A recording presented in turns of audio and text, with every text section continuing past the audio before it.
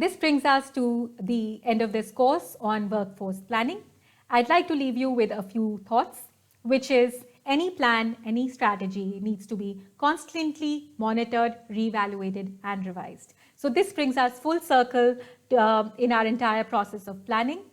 Make sure you are constantly keeping an eye out for changing needs. You are able to identify internal staffing opportunities, internal role movements, and you're able to account for them within your plan. For example, you might have employees within your organization who are shifting locations, who are getting promoted, and they are moving between different roles. So a developer today has become a manager. So keep those things in your mind and keep monitoring these changes in your data. Make sure all your stakeholders are well informed about your progress. This information could be about progress which is on track, but more importantly, what if it is delayed? So it is even more important to make sure that all stakeholders are fully aware that there is a delay in our plan, and they also might need to temper their expectations accordingly. Keep a check on changing needs. So, our plans for the future can change. The circumstances that we operate in can change. The market that we operate in can change. Make sure you have the right communication line set up so that you always have a clear view of the company's current goals. And there should be a way for you to incorporate all of these changes within your plan by constantly reevaluating and revising your strategy.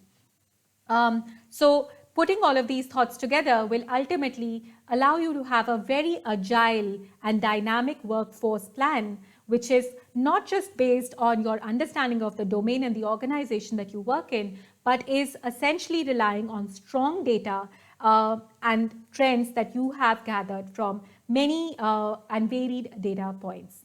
In summary, workforce planning is the starting point for an employee starting their life cycle with an organization.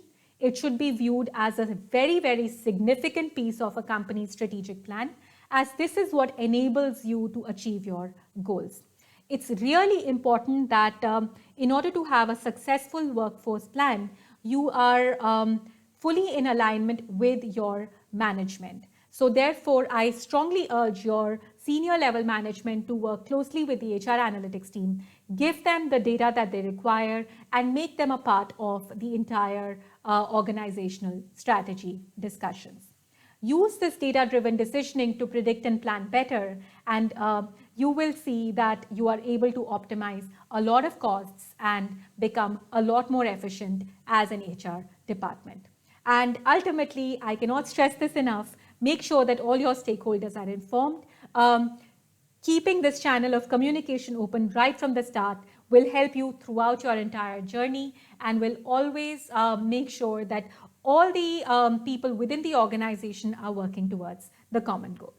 So I hope you found this course useful.